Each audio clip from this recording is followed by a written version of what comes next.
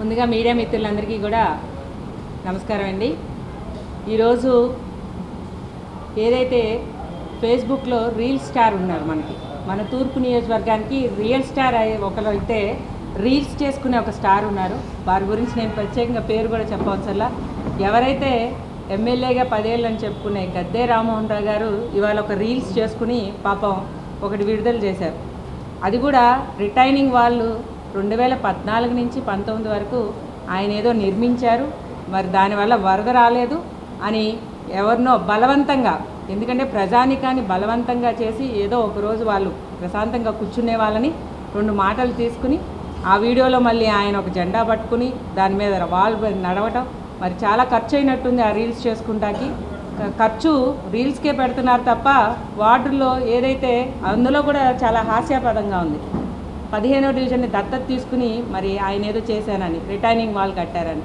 2014 నుంచి 19 వరకు ఆయన కట్టిన రిటైనింగ్ వాల్ గురించి 2020లో వరద ఏదైతే వచ్చిందో ఆ రోజు రిటైనింగ్ వాల్ ఉందని పడుకున్న రామలింగేశ్ నగర్ ప్రజానికాన్ని 30 రోజులు, సుమారు 28 రోజులు వరదలో ఇరుక్కుపోయి బురదలో ఉన్నారు.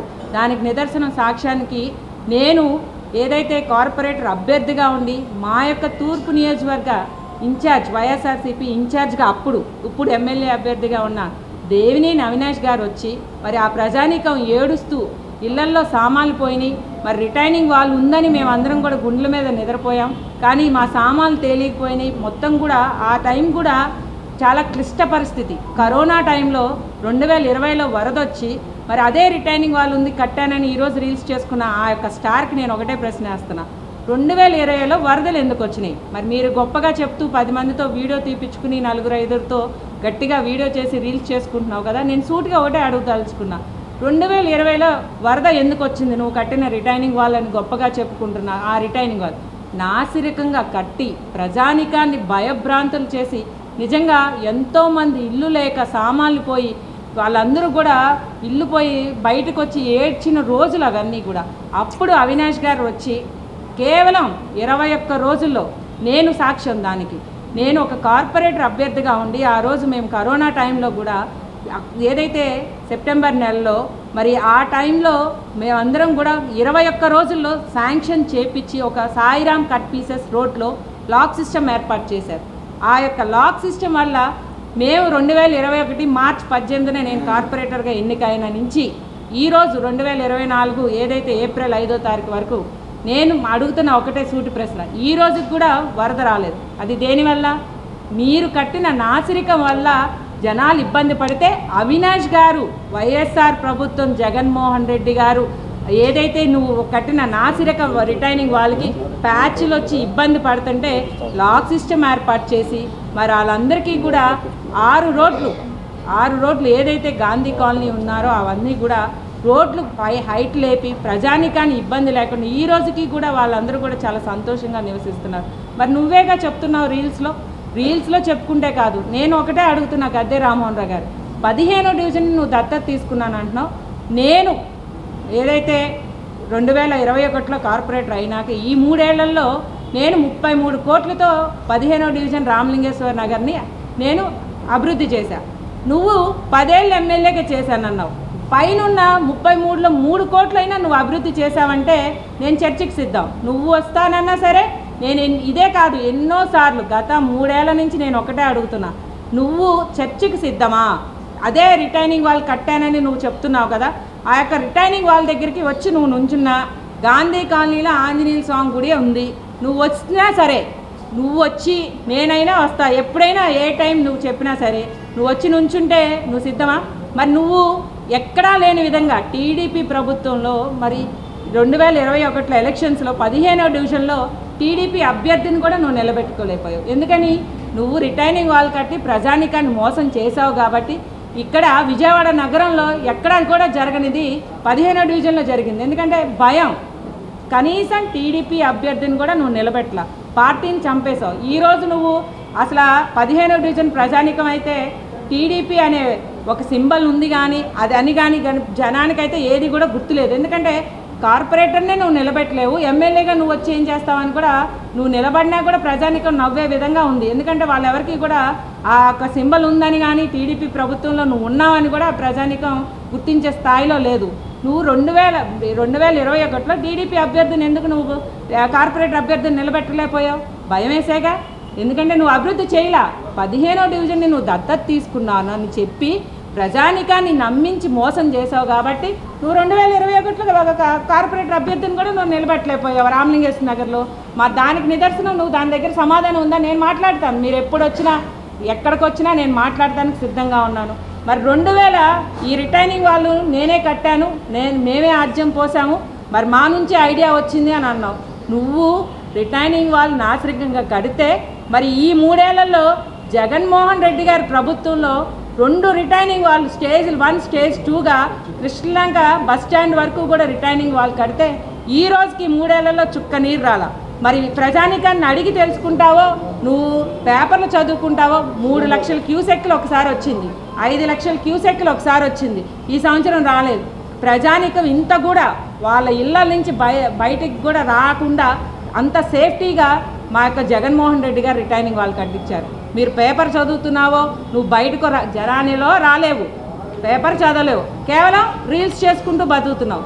నువ్వు రేపొద్దున 2024లో పూర్తిగా నీకు ఆ 10 ఏళ్లలో ఏమీ చేయలేదు కాబట్టి నేను ఒకటే అడుగుతున్నా, కార్పొరేటర్లు 21 డివిజన్స్ మంది మేమందరం కూడా సిద్ధంగా ఉన్నాం. మా యొక్క డివిజన్స్లో ప్రతి కార్పొరేటర్ ఎంతవరకు అభివృద్ధి చేశావో, నువ్వు 10 ఏళ్ళలో ఎమ్మెల్యేగా ఎంత అభివృద్ధి చేశావో మేమందరం కూడా చర్చకి సిద్ధం. నువ్వు సిద్ధమేనా? మరి నేను ఎన్నో విధాలుగా మిమ్మల్ని ఎన్నోసార్లు కూడా అడిగాను, మా డివిజన్ దత్తత తీసుకున్నానని చెప్పావు, మరి ఏం చేసావని కూడా మేము ఎన్నోసార్లు ప్రశ్నిస్తాం. మరి నాసిరకంగా నువ్వు చేయబట్టే కదా నువ్వు కార్పొరేటర్ అభ్యర్థిని కూడా పెట్టలేకపోయావు.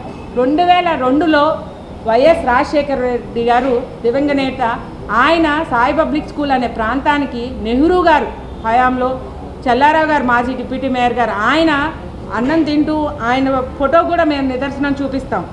ఆయన ఆ రోజు వరద ముప్పు ప్రాంతానికి వచ్చి మరి ఆ రోజు పెద్ద ఆయన రాజన్న చెప్పిన మాట ప్రకారంగా భోంచేస్తూ వరద ముప్పు ప్రాంతాలందరినీ కూడా ఏదైతే సాయి పబ్లిక్ స్కూల్లో పెడితే వాళ్ళందరికీ కూడా ఆ రోజు ఆయన ఇచ్చిన ప్రామిస్ కాంగ్రెస్లో ఉన్నారు, ఆయన సీఎంగా ఉన్నప్పుడు ఇక్కడ నేను రిటైనింగ్ వాళ్ళు కడతానంటే మరి ఇక్కడున్న దేవినేని నెహ్రూ గారు, స్వర్గీయ దేవినేని నెహ్రూ గారు 60 కోట్లు శాంక్షన్ చేసింది పెద్ద ఆయన వల్ల అది చేయగలిగారు. ఇవన్నీ కూడా నువ్వు మర్చిపోతున్నా, ప్రజానికానికి గుర్తుంది. దానికి నిదర్శనం కూడా ఈ ఫోటో కూడా చూడొచ్చు ప్రజానికం. ఇప్పటికీ చాలామంది ఇళ్లల్లో ఈ ఫోటో ఉంటుంది. ఎందుకంటే రాజశేఖర్ రెడ్డి గారు వచ్చి ఆ రోజు మాతో వరద ముప్పులో మేమందరం మునిగిపోతే ఏదైతే కృష్ణలంక ప్రాంతాన్ని నెహ్రూ గారు తీసుకొచ్చి సీఎం గారిని అక్కడ ప్రజానికాన్ని అడిగి తెలుసుకుని ఇక్కడ ఒక ముప్పు ప్రాంతం కాబట్టి రిటైనింగ్ వాళ్ళు కడితే మంచిదని ఆయనకు వచ్చిన ఐడియాతో, కాకపోతే కొన్ని అనివార్య కారణం వల్ల ఆయన దివంగత నేత అయ్యారు కాబట్టి తర్వాత వచ్చిన ప్రభుత్వంలో దాన్ని మేము వేసుకున్నామంటే మరి నువ్వు కట్టానంటున్నావుగా, మరి ఎందుకు కట్టావు? ఆ రిటైనింగ్ వాళ్ళు దేనికి యూజ్ లేదు.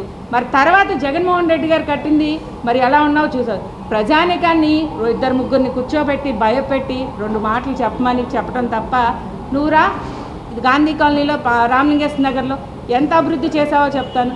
మరి ఇంతకు కూడా దత్తత తీసుకున్నానని చెప్తున్నావు కాబట్టి ఇంత కూడా అభివృద్ధి చేయలేదు కాబట్టి నీకు భయం.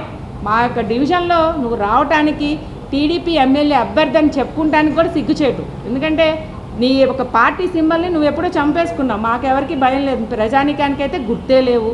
మరి ఇవన్నీ కూడా ప్రజానికం గుర్తుపెట్టుకున్నారు. మరి నేను ఒకటే అడుగుతున్నా, మీరు చర్చకి ఇన్ని మాటలు మాట్లాడుతున్నారు, దేవినేని అవినాష్ గారు వచ్చినాక కృష్ణలంక ప్రాంతం ఎంత అభివృద్ధి జరిగింది, జగన్మోహన్ రెడ్డి గారు రిటైనింగ్ వాళ్ళు కట్టినాక ప్రజానికం ఎంత సంతోషంగా ఉన్నారో ప్రజానికమే రేపు 2024లో తూర్పులో తీర్పు ఇచ్చే విధంగా వైఎస్ఆర్ జెండా ఎగరేసే విధంగా అందరూ కూడా సిద్ధంగా ఉన్నారు. కాబట్టి ఇవన్నీ చూస్తున్నావు కాబట్టి నువ్వు ఈ నా 2 నెలలు బయటకు వచ్చేసి ప్రజానికం తీర్పు చూసి భయపడి నువ్వు ఇవన్నీ కూడా అసత్య ప్రచారాలు చేస్తానికి ప్రజానికం అయితే నమ్మే ఉద్దేశంలో లేరు.